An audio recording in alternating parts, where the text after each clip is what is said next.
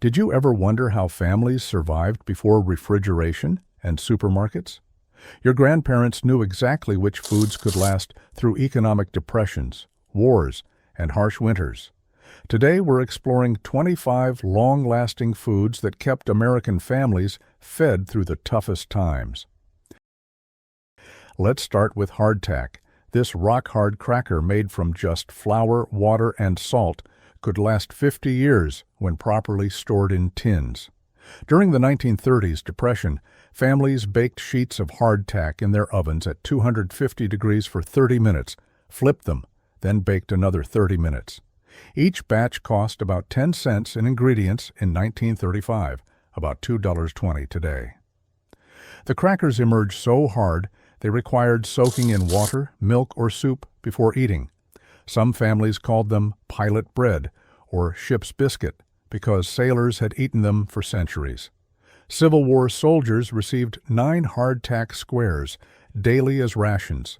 Families stored them in airtight tins with bay leaves to deter insects. Breaking them required hammering or soaking overnight. Despite their concrete texture, hardtack provided reliable calories when fresh food vanished.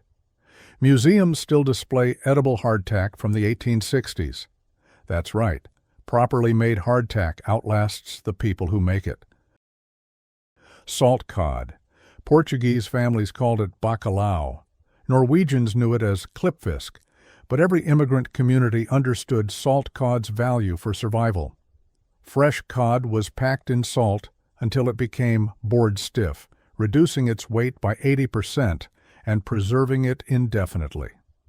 A pound cost 15 cents in 1940, about $3.20 today, rehydrating to feed 6 people. The drying process took 3 weeks, with fish laid on wooden racks called flakes. Families soaked salt cod for 24-48 hours, changing water multiple times before cooking. The concentrated protein provided more nutrition per pound than fresh fish. Catholic families especially valued it for meatless Fridays. New England fishing communities produced millions of pounds annually through the 1940s.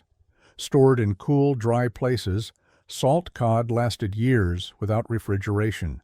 The fish became tender when properly reconstituted, used in fish cakes, stews, and casseroles. Some Portuguese families still maintain century-old salt cod in their cellars, passed down through generations. Salt pork. Every farmhouse had a crock of salt pork in the cellar, providing cooking fat and meat flavor throughout winter months. Fresh pork belly was packed in coarse salt for 3 days, then submerged in brine, strong enough to float eggs.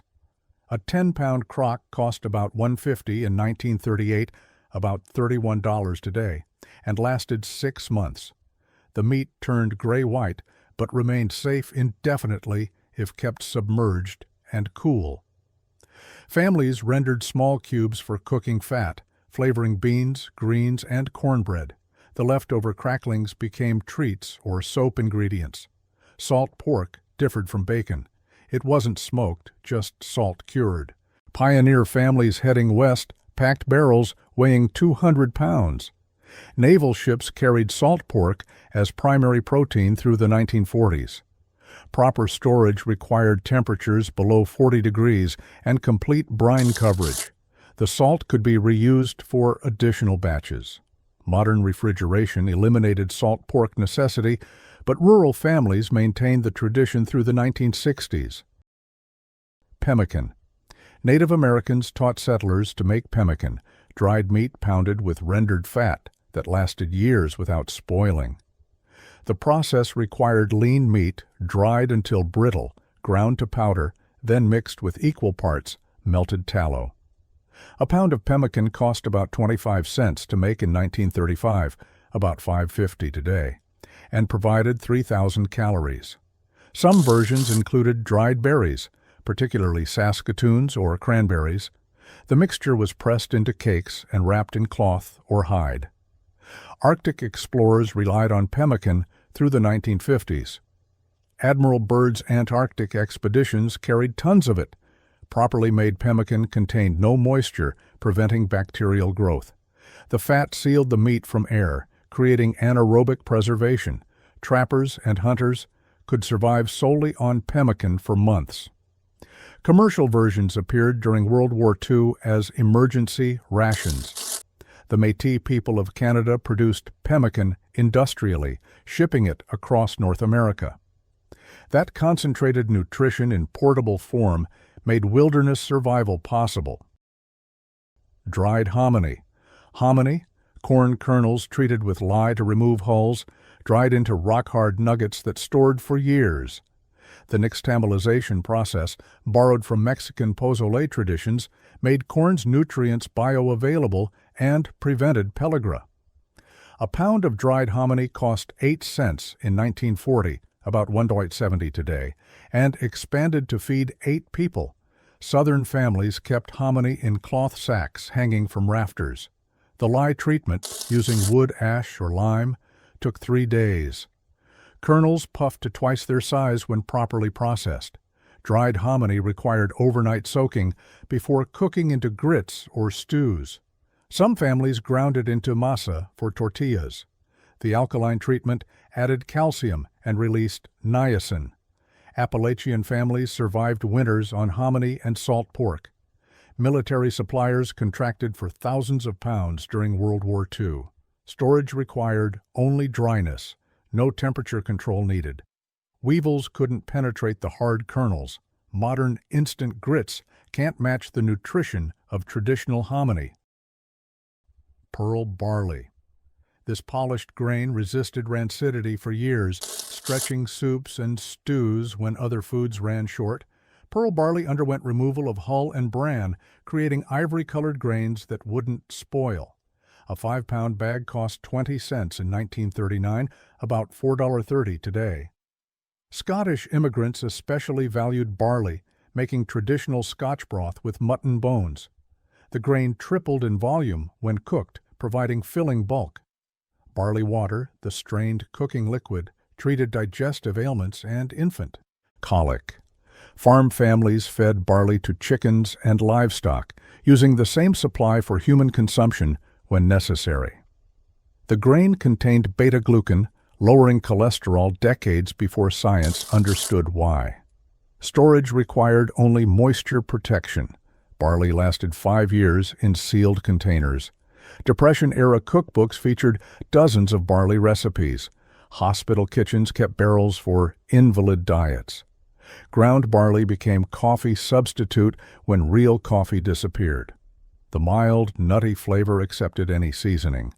That versatility made pearl barley essential for uncertain times.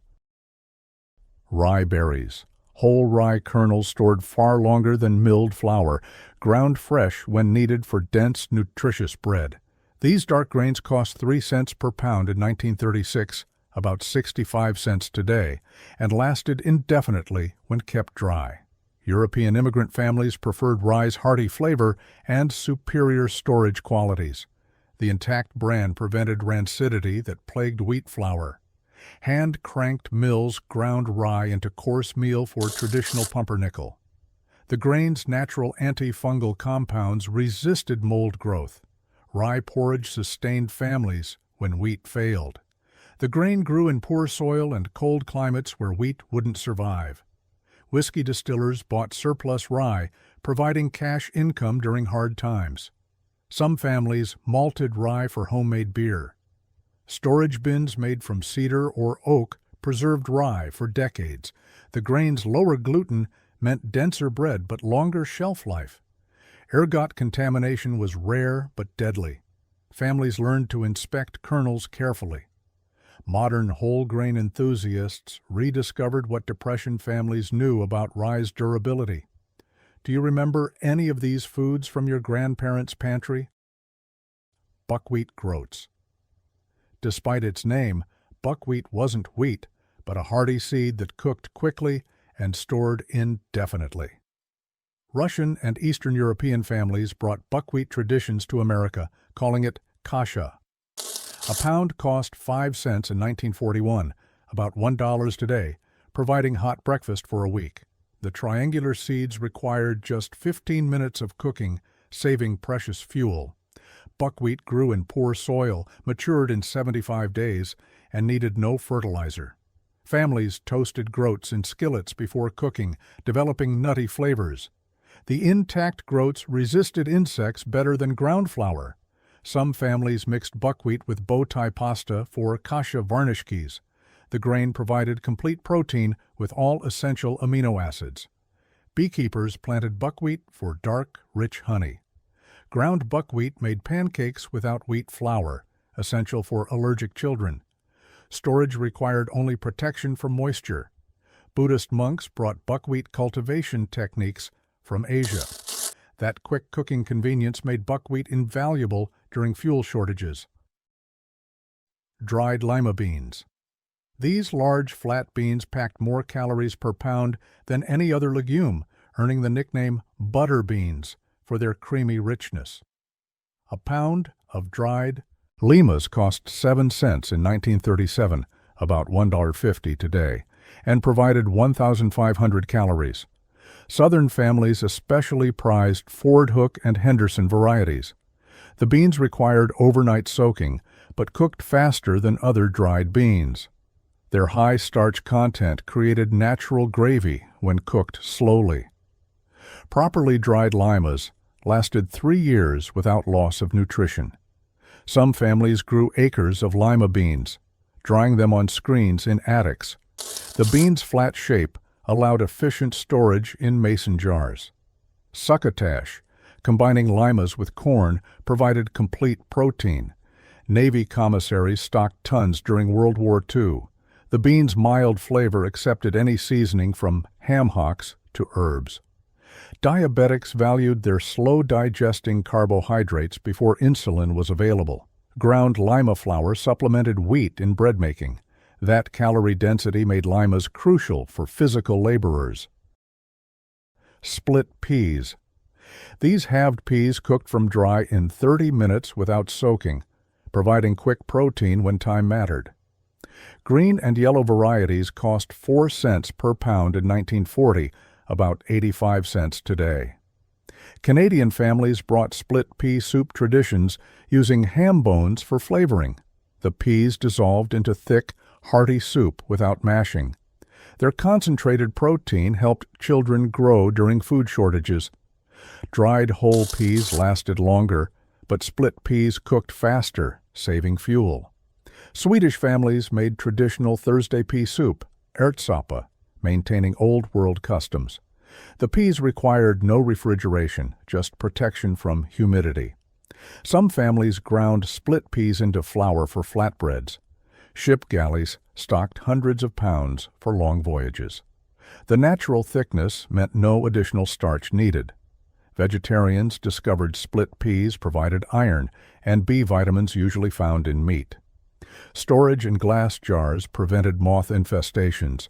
Railroad workers carried pea soup in thermal containers for hot lunches. Sago pearls. These starchy beads extracted from tropical palm pith lasted indefinitely and thickened everything from soup to pudding. Malaysian immigrants introduced sago to American pantries, where a pound cost 10 cents in 1942, about $1.80 today. The pearls resembled tapioca, but came from sago palms, not cassava. Soaking for 30 minutes preceded cooking, when pearls turned translucent. British colonial families brought sago pudding recipes from India. The neutral flavor absorbed any seasoning, sweet or savory. Sago provided pure carbohydrates without protein or fat. Invalid diets featured sago water for easy digestion. The pearls shipped dry from Southeast Asia, surviving months at sea. Some families used sago as laundry starch. Mixed with coconut milk and palm sugar, it became tropical dessert. Storage required only airtight containers. Humidity made pearls stick together. Wartime shortages made sago valuable when rice disappeared. The pearls never went rancid like grain products. Powdered whole milk. Unlike today's non-fat powder, whole milk powder contained cream, providing complete nutrition when fresh dairy vanished. A pound cost 35 cents in 1943, about $5.80 today. and reconstituted into 4 quarts. The powder required cool, dark storage to prevent fat rancidity. Families mixed it stronger for cooking, weaker for drinking. Some added vanilla or sugar to mask the cooked flavor.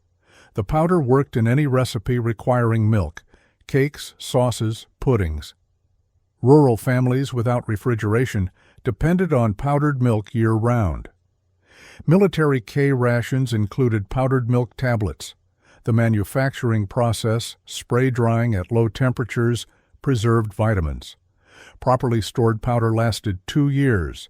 Some families mixed powder with water and butter for richer taste. Missionaries carried powdered milk to remote locations worldwide. Butter powder sometimes accompanied milk powder for complete dairy replacement. That self-sufficiency from fresh dairy proved essential during transportation strikes. Powdered eggs. Dehydrated eggs seemed miraculous when fresh eggs disappeared during World War II rationing. A pound of powder cost 65 cents in 1944, about $10.50 today, and equaled 4 dozen eggs. The government promoted powdered eggs through recipe pamphlets and cooking demonstrations. Reconstituted eggs scrambled acceptably with proper technique, slow cooking with extra fat. Baking with powdered eggs required no adjustment to recipes. The powder lasted 18 months without refrigeration. British civilians received American powdered eggs through Lend-Lease programs. Some varieties included powdered milk for convenience. Camps and institutions bought 100-pound drums. The eggs worked best in dishes where texture mattered less: custards, cakes, noodles. Adding fresh herbs disguised the slightly different flavor. Storage required moisture-proof containers and cool temperatures. Navy cooks became experts at powdered egg preparation. The powder provided identical nutrition to fresh eggs. That protein security mattered when backyard chickens stopped laying. Canned brown bread. Boston brown bread in cans lasted years on shelves, providing dense, molasses-sweetened sustenance. B&M brand sold for 15 cents per can in 1938, about $3.20 today, each containing a full pound. The bread combined whole wheat, cornmeal, and rye with molasses and raisins. Traditional preparation required hours of steaming, but canned versions offered convenience. New England families served it with baked beans every Saturday. The high molasses content prevented spoilage. Some brands included dates or nuts. The cylindrical shape allowed even heating during processing. Railroad workers packed canned bread for long trips. The dense texture meant one slice satisfied hunger. Heating improved flavor, though many ate it cold. The cans protected against rodents and insects. Maine lumber camps ordered cases for winter crews. Some families collected cans for storage containers afterward. That ready-to-eat convenience without baking made survival simpler. Which of these 25 forgotten foods surprises you most? Potted meat. These seasoned, spreadable meats in small tins provided protein when refrigeration failed. Deviled ham, potted chicken, and Vienna sausages cost 8 cents per tin in 1939, about $1.70 today. The meat was cooked, ground fine, mixed with spices and fat, then sealed in vacuum tins. Underwood's deviled ham, with its devil logo, became an American icon. The high-fat content preserved the meat naturally. Spread on crackers or bread, one tin made several sandwiches. Military C rations included potted meat for field consumption. The indefinite shelf life meant stockpiling without worry. Some varieties included liver pate and tongue. Processing temperatures killed all bacteria, creating commercial sterility. Farm families made homemade potted meat in mason jars. The spreadable consistency worked for invalids with chewing difficulties. Camping trips and hunting expeditions required portable protein. Office workers kept tins in desk drawers for emergency lunches. That convenience before refrigeration made potted meat indispensable. Kippered herring. These smoked, oily fish in flat tins provided omega-3 fatty acids when fresh fish was impossible. Scottish and Scandinavian immigrants maintained kippered herring traditions. A tin cost 12 cents in 1940, about $2.50 today, containing 4 butterflied fish. The smoking and oil packing preserved them indefinitely. Herring's natural oils prevented freezer burn and rancidity. Breakfast featured kippers with eggs and toast. The bones softened during processing, providing calcium. Some families mashed kippers into spreads. The strong flavor meant a little went far. Vitamin D content helped prevent rickets in children. Norwegian varieties included mustard or tomato sauce. Jewish families valued herring for kosher protein. The tins stacked efficiently in small spaces. Sailors depended on kippered herring for vitamin C. Coal miners carried tins for underground lunches. The fish required no cooking, just warming if desired. That nutritional density and shelf-stable form prevented deficiency diseases. Canned corned beef. Bully beef sustained armies and civilians through 2 world wars, with those distinctive tapered cans lasting decades. A 12-ounce can cost 25 cents in 1942, about $4.50 today, providing a pound of meat after cooking. The beef was salt-cured, cooked, and packed with just enough fat for preservation. Argentina and Brazil exported millions of cans globally. The tapered shape allowed meat extraction without leaving any behind. Frying slices created crispy edges while centers stayed tender. Mixed with potatoes, it became corned beef hash. The high salt content meant no additional preservatives needed. Military quartermasters stockpiled thousands of cases. The Key Wind opening system needed no can opener. Some Pacific islands still have World War II corned beef caches. British families received 1 can weekly during rationing. The meat's room temperature stability meant no refrigeration required. Hash houses built menus around corned beef dishes. That protein reliability during chaos made civilization possible. Canned cheese. Processed cheese in tins seemed space-age when introduced, staying fresh without refrigeration for years. Washington State University developed canned cheese in 1940, costing 30 cents per can, about $6.30 today. The cheese melted smoothly for sauces and sandwiches. Military procurement drove production through the 1950s. The canning process required special emulsifiers preventing separation. Some varieties included bacon or peppers. The sealed environment prevented mold growth completely. Nuclear fallout shelters stocked canned cheese as essential protein. Australian troops called it Fred. Their forced consumption creating lasting associations. The cheese reconstituted with liquid for spreads. Kraft and Borden competed for military contracts. Missionaries appreciated cheese that survived tropical heat. The distinctive metallic taste became nostalgic for military veterans. Some preppers still maintain canned cheese supplies. That dairy preservation without refrigeration revolutionized food storage. Ghee. Clarified butter with moisture and milk solids removed, ghee lasted months without refrigeration. Indian families taught Americans ghee preparation, though it cost 40 cents per pound in 1941, about $8.30 today. The clarification process required slow heating until foam appeared, then straining through cheesecloth. Properly made ghee contained less than 0.5% moisture.